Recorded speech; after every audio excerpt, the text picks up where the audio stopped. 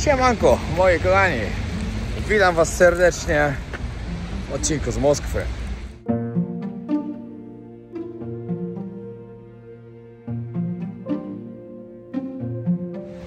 Na samym początku chciałbym jeszcze przypomnieć, że jeśli ktoś tu nie subskrybuje kanału Podróże Wojownika, zostawcie subskrypcję i oglądajcie dalej.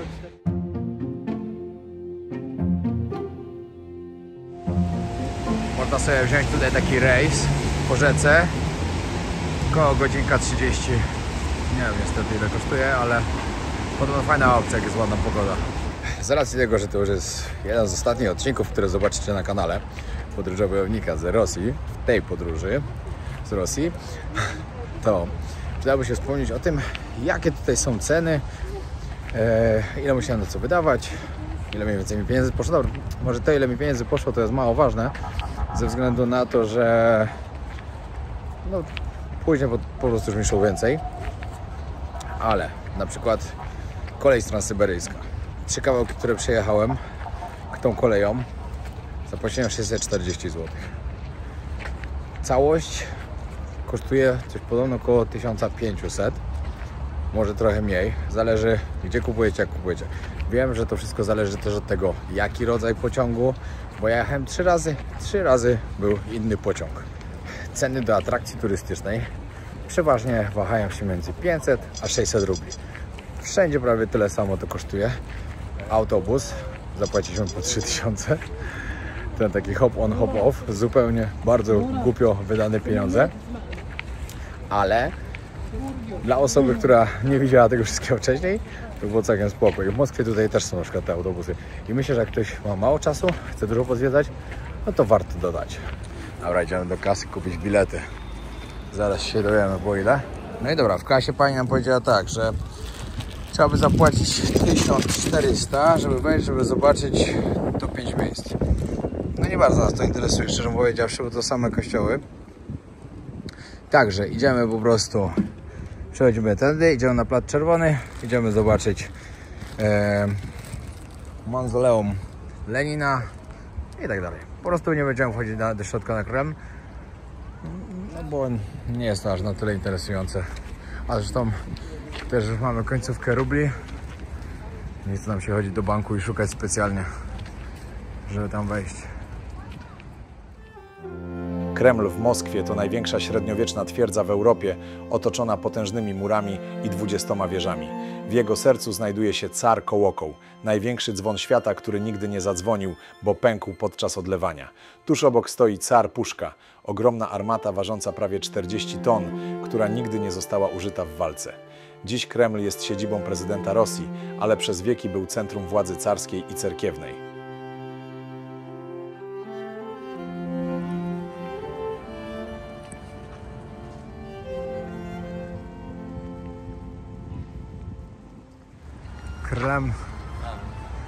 Kreml.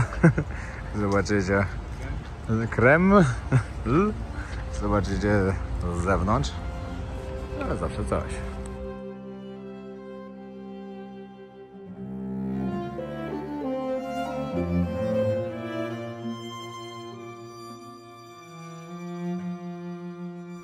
Komunikacja na przykład w Moskwie, w Petersburgu, w ogóle we wszystkich miastach. Jak będziecie jeździli Yandeksem, no to wiadomo, wszystko zależy od odległości, od miejsca. W Moskwie chyba jest najdroższy, z tego co mi się wydaje, ale zawsze możecie sobie jeździć metrem, za które płaciliśmy po 80 rubli. Możecie po prostu jechać gdziekolwiek chcecie, dopóki nie wysiądziecie z niego. O, tutaj mam fajną ciekawostkę dla was. Tutaj jest Four Seasons Hotel, zaraz przy Placu Czerwonym. Patrzyliśmy na pokoje. Najtańszy pokój kosztował 240 000 rubli za noc, a najdroższy to jest 360 000. Jedna noc. Właśnie z wczoraj na dzisiaj, jak patrzyliśmy.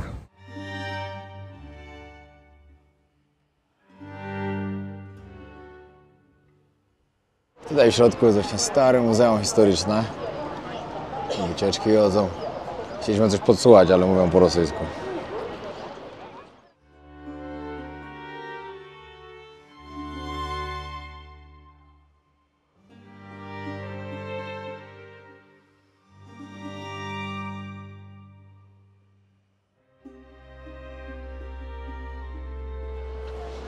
Się okazuje, że chyba nie pójdziemy zobaczyć. Ze względu na to, że chyba jest zamknięte. A co do mało idzie, po co?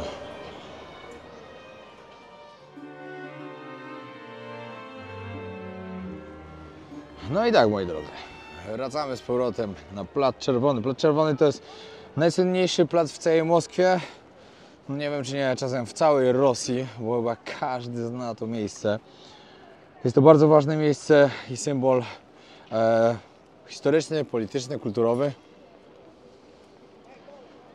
W poprzednim odcinku mogliście zobaczyć, jak pięknie to wygląda wieczorem. No i teraz możecie zobaczyć, jak wygląda w dzień. Z ciekawostek, to musicie wiedzieć, że Plac Czerwony, to czerwony po rosyjsku, wcale nie oznaczyć, że to, wiecie, coś związane z komunizmem. Ze względu na to, że w staroruskim języku czerwony, oczywiście w przetłumaczeniu, oznaczał piękny. Czyli to się nazywa Plac Czerwony, czyli plac piękny.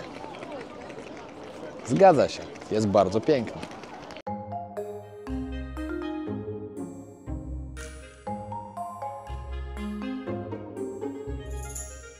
Właśnie tutaj, na Placu Czerwonym, odbywają się najważniejsze parady wojskowe. Teraz właśnie w tamtym miesiącu było właśnie 80 lat wygrania wojny z III Rzeszą. I tu były bardzo wielkie właśnie parady wojskowe, pokaz siły oczywiście Rosji, tego co mają w swoim zanadrzu. I to wszystko się właśnie odbywało tu na placu, no i na głównych ulicach. To tutaj po tej stronie ogromne centrum handlowe, muzeum, mury Kremlu, no i na końcu piękna cerkiew, którą chyba każdy zna. Chyba każdy wie, że to jest właśnie wizytówka Moskwy i wizytówka Rosji.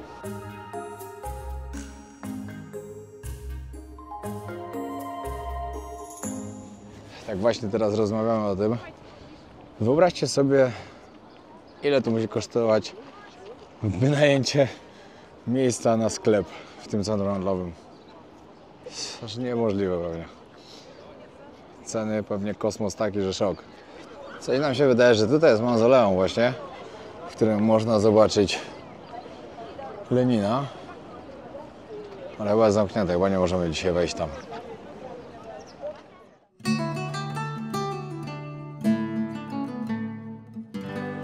Co do samego mauzoleum Lenina na tym Placu Czerwonym, no to musicie wiedzieć o tym, że od śmierci Lenina w 1942 roku jego ciało jest zabalsamowane i wystawione na widok publiczny. Ciało nie zostało nigdy pochowane i specjalni ludzie się tym zajmują, żeby po prostu cały czas było w takim stanie, że mogło tutaj być.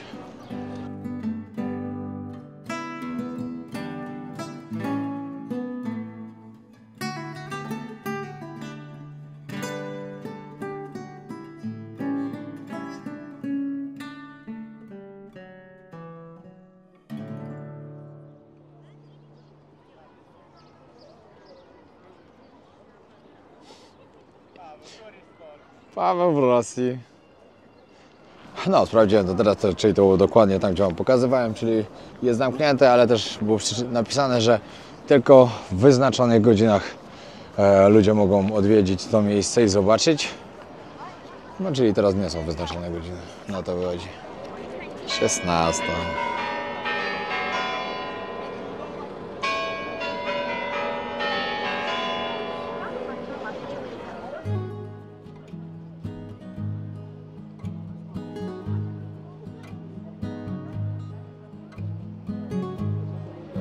No i G-klasa. Tutaj co 10 auto to jest G-klasa. Taką matrioszkę sobie kupiłem. Jednak zmieniłem plan. Wziąłem troszkę lepszą, bo jest naprawdę bardzo piękna. Matrioszka oznacza rodzinę. Tutaj mam parę znaczeń. Czy to jest matka, a wszystkie w środku to są dzieci. Ja akurat mam matrioszkę, przeważnie się rozkładają na 5 części. Ja mam matrioszkę, która rozkłada się na 10 części. Także... Czekajcie, bo coś głupiego powiedział. Marzenie podróżnicze moje spełnione. Jestem usatysfakcjonowany i możemy jechać dalej. Kolejnym etapem podróży po Rosji, czy też nie koniec Rosji, pamiętajcie, jeszcze mam coś dla Was dodatkowego, ale kolejnym etapem będzie tak, jutro lecimy, znaczy w sumie dzisiaj lecimy do Taszkentu, no taki mieliśmy po prostu lot, że mamy tam kilkanaście godzin przerwy. Ty, ja sobie teraz przypomniałem, przecież linia lotnicza nam musi hotel dać za darmo w Taszkencie. Bo mamy więcej niż 10 godzin, 12 jakoś tak jest, my mamy 14 godzin przerwy. No to jest narodowa. Ale jak w Taszkencie? Przecież 2 godziny tylko było zmienione. A to inny bilet jest. Ja mówię o tym jutro, w tym przecież, jak będziemy w Uzbekistanie, to mamy 14 godzin przerwy. Ale ta sama linia? Ta sama linia, no. Tak. Ej, chodźcie do środka wejdziemy, bo jeszcze nie byliśmy. No i później lecimy do Azerbejdżanu, lecimy do Armenii i lecimy do Gruzji. Ceny w restauracjach chodziliśmy płacić. Ile mniej więcej chodzi? Na stołówce dawaliśmy po ile? Po 20 zł mniej więcej chodziło, nie? Ja byłem w barze mlecznym. Na mieście to też zależy od miasta, ale Teraz no... żeśmy dali za obiad i to nie jakiś ten, to daliśmy 6,5 tysiąca? Czy 6,5 tysiąca? No prawie $200 żeśmy dali. Nie. To złotych. $100. 200 zł, 50 dolarów. Co? 90 dolarów, 80. Bo 100 dolarów to 7800. Ło, to teraz daliśmy bardzo dużo. No ale koło Placu Czerwonego dlatego. Dobra, jednak nie wchodzimy do środka ze względu na to, że... Kurde. Że nie było słychać wiatru, bo wieje. Bo po 2000 rubli od osoby wejście. Prawie po 100 zł. Ale to nawet mniejsza o to. Tylko po prostu nie mamy już tu. Tylko o to chodzi, także musimy sobie odpuścić to tym razem. Następnym razem będę w Moskwie, to najwyżej wtedy się uda. No a co do tych cen restauracji, dokończyć temat tylko trzeba, to no, musicie liczyć za obiad mniej więcej od 20 zł do 40, to było tak normalnie. No i jak już lepsza restauracja, lepsze miejsce, to drożej było. Co do biletów na przykład lotniczych, to żeby przejść do Rosji z Polski, no to nie polecam lecieć Polska-Rosja, bo musicie polecieć Polska, Turcja, Rosja. Najlepiej pojechać sobie autobusem albo samolotem do Kaliningradu, tam na lotnisko i stamtąd już były bardzo tanie bilety. Chłopaki na przykład z Kaliningradu polecieli do Petersburga za 250 zł. Jeśli byście chcieli polecieć z Warszawy do Petersburga, 2,5, 2,800, 3,000.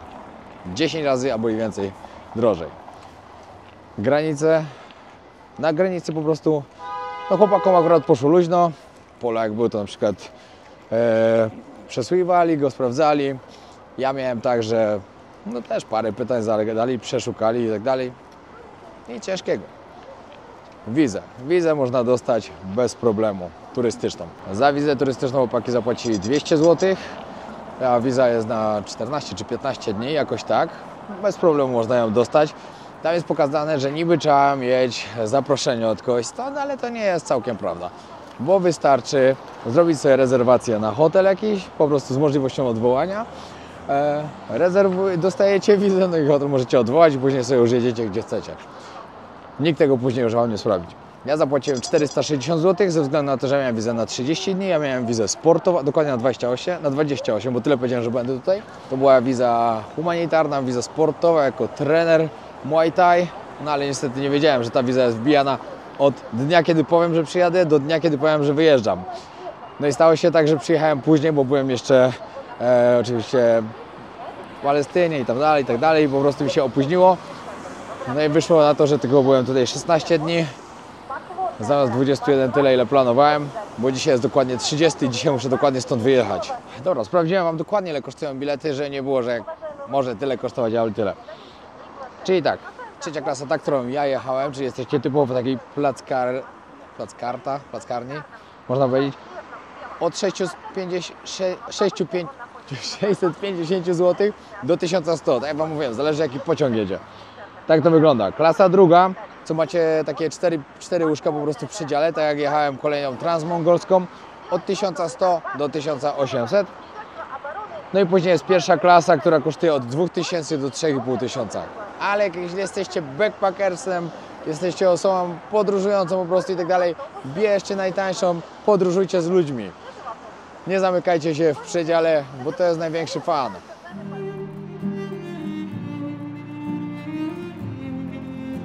Piękny widok. Jak Wam się podoba Moskwa? Powiedzcie, dajcie znać w komentarzu. Dla mnie jest po prostu cudownie. Jest naprawdę piękne miasto. Jeśli bym miał wybierać między Petersburgiem a Moskwą, no to jednak dalej jestem po stronie Petersburga. Chociaż uważam, że jak się jest w Rosji, to powinno się zobaczyć obydwa te miasta. Bo obydwa mają coś wyjątkowego. Petersburg jest podobno, jest naprawdę mega pięknym miastem, mega rozwiniętym i tam jest po prostu coś pięknego, zaraz wszystko obok siebie. No ale być w Rosji i nie zobaczyć Placu Czerwonego i tej cerkwi, no trochę lipa.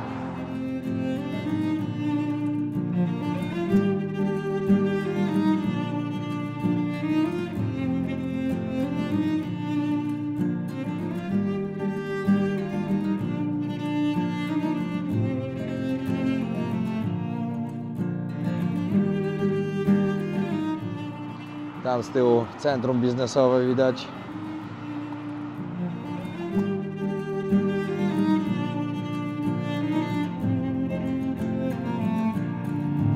Dobra, teraz pójdziemy do takiego lokalnego sklepiku, pokażę Wam mniej więcej ceny w sklepach, jakie są.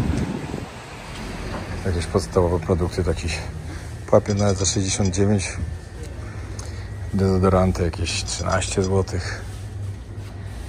Tutaj napoje, no to woda najtańsza wychodzi złotówkę mniej więcej. O, normalna Coca-Cola jest. Niby się wycofali 6 zł mniej więcej. A tutaj ich.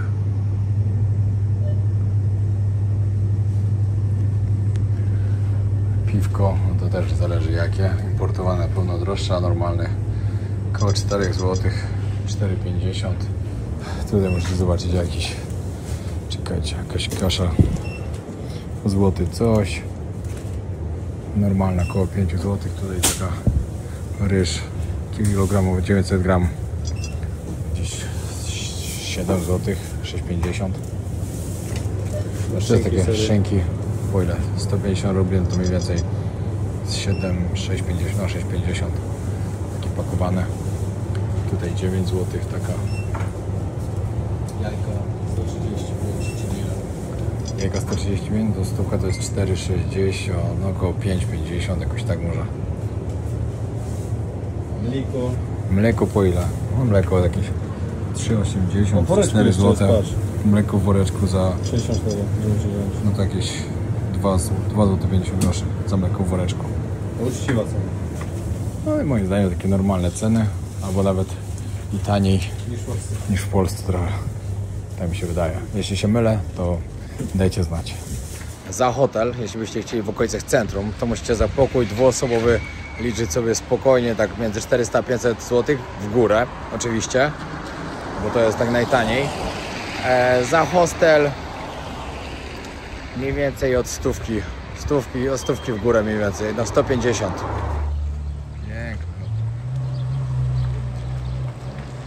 Tutaj stwierdzili, że Moskwa to jest naprawdę miasto Mercedesów G-klasa i Maybachów. Ile do tego jeździ, to szok.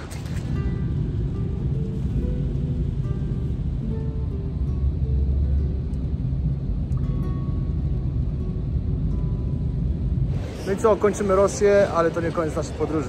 Dokładnie. Z Pawłem, także czekajcie na kolejne odcinki, bo to dopiero początek. Z Pawlem i z Pawłem. Niestety nie spotkaliśmy trzeciego Pawła Niestety. z Rosji. Bo nie wzięliście od niego Instagrama, trzeba było brać. Wydaje mi się, że mógłby nie mieć. No. On miał naszą klasę jeszcze. No. Ale nasza klasa to było kiedyś. Kiedyś to było. Kiedyś to było. To co teraz. Tak. Patrzcie, to coś mnie dalej zaskakuje. Nie mieliśmy wydrukowanych biletów, tylko na telefonie i pani wysyła maszynka wydrukować bilety. I elegancko. Ale trafiłem na taką panią, że po prostu szło i to jak krew z nosa. Paweł już pół godziny jest w środku, a my dalej staliśmy i czekaliśmy z drugim Pawłem. Ja pobiegłem jeszcze teraz, on tam dalej jest. Normalnie to nie wiem, czyśmy zdążyli. Na szczęście opublikowali teraz, że lot jest opóźniony. Bez tego to nie wiem, serio. Za 26, czyli za 15 minut mamy odlot. Miał być planowy. No to nie wiem, czy nas wpuścili jeszcze w ogóle do samolotu. Na szczęście, że opóźniony, serio. A stoi obok mnie taki gościu i widzę, że kolejka idzie szybciej. Pytam się go, mogę wejść, bo mam zaraz odlot. Nie. Ja mówię, ale zaraz się spóźnia na samolot. To jakiś z Uzbekistanu, nie? Bo Rosjanie... Strasznie. Nie będę przeklinał. Niemiły. Ale już teraz nas samolot miał odlatywać i nic, nawet jeszcze nie wpuszczają. Nie wiem, czy to nie przez pogodę, bo naprawdę jest taka paskudna, że szok. Leje tak, że... Dobrze, w sumie, że stąd wylatujemy. Ale wiecie co? W Taszkencie jest 38 stopni. Jutro, a za 3 dni ma być 42. No, a tu było 14. Dziwne, nasz samolot stoi normalnie. No, ale będę wspominał tą podróż. Naprawdę fajnie wszystko. Здравствуйте. Как тебя? Как тебя зовут? Paweł. Paweł. A ty też Paweł, ja też Paweł. Paweł, to uważasz o podróży po Rosji, jak ci się podobało? Nie mów nic głupiego. Tak, a więc Pamiętaj, że nie używać słów, których nie wolno. napinać się na... Nie ubliżaj nic. Nie, no bardzo mi się podobało, naprawdę. Było tu wiele pięknych krajobrazów. Zabytków, No, jedzenia. tak, bardzo dobre jedzenie. Jeszcze się muszę nauczyć tylko kultury, czyli ściągania czapki przy jedzeniu. Tak, to najważniejsze. Ale już jest, to jest najważniejsze, bo bez tego, bez tego nie można jeść. Nie, to nie pójdziesz do nieba za to. No właśnie. No. Nie, Mikołaj do ciebie nie przyjdzie. właśnie. Tylko ubolewam, że niestety nie zrobiłem zapasów w Dagestanie i w Czeczenii. No, a ja A bardziej... to jest duży ból dla mnie, a chciałem bardzo. To ja chyba bardziej puszczajesz kałasza w górach. A to tym bardziej, tym bardziej. A już było tyle. Tyle brakło, no i by było. No niestety, następnym razem. No. No Dobra, to było to fajnie. było na tyle. Ty, ale jeszcze lepiej by było i zapasy, i poszczelać. No. To by było kozackie. Mieście. Do tych, co to chodzili. Takie tacy nie możemy powiedzieć kto. Pablo? Bardzo fajnie. Jedzonko dobre, ludzie mili. Nikt na nas krzywo jakoś nie patrzył. Bo ten dzisiaj nie był Rosjaninem. Jak? Ten, co nas dzisiaj zdenerwowało, nie był Rosjaninem. Nie, to no. On był tam, gdzie lecimy. No, Ale... Pipi. Ale ludzie naprawdę, tak jakby się to myślało, że mogą tu mieć jakieś pretensje czy coś, że my tu jesteśmy, nikt na nas krzywo nie patrzył. Wszystko fajnie. Jedynie na początku pan w tym chyba tak, jak to powiedział Polaki, mówi, o, wy się nie robicie z Rosjanami. No mówię, ale później już był spoko. Później na sam koniec powiedział, że jakby znał angielski, to nas obwiózł po całej Czeczenii. No, Był miły. tak. Fajnie było. Nie było. Fajnie było, ale się skończyło. Lecimy dalej. Lecimy tutaj. Jeszcze będą 2 odcinki z tej serii, także czekajcie, bo jeszcze coś zostawiłem na sam koniec, coś ekstra. Będzie super gość, plus jeszcze coś. Super gość to jestem ja.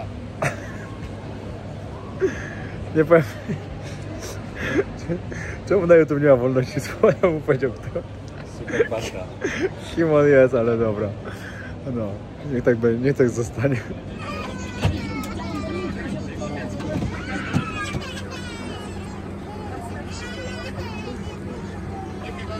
Jak dobrze pójdzie, to może... O, nie no, zwariowałbym. Widzisz to? Masz to. Co? Parę stukało w fotel. Zwariował. I matka nic. I ona nic, chłopie.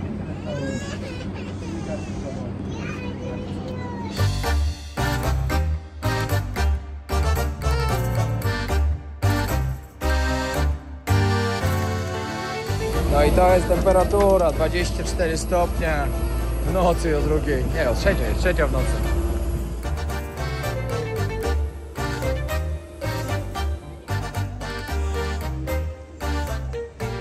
No i mamy elegancko. 4 godzinki na lotnisku, się spać na krzesłach i okazało się, że są kapsuły. Kapsuła 30 dolków. Idealnie idziemy spać. 4 godzinki. No i good morning Wietnam, Paweł, jak się spało?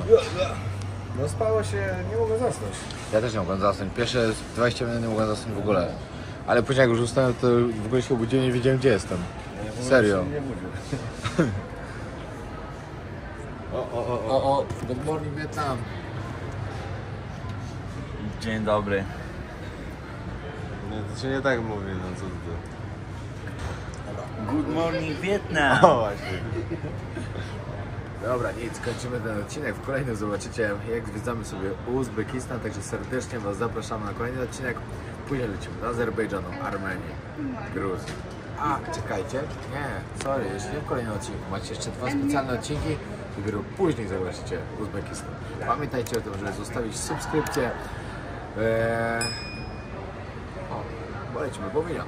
Pozdrawiam. Pamiętajcie, żeby wbijać na profil mój na Instagramie. Hello.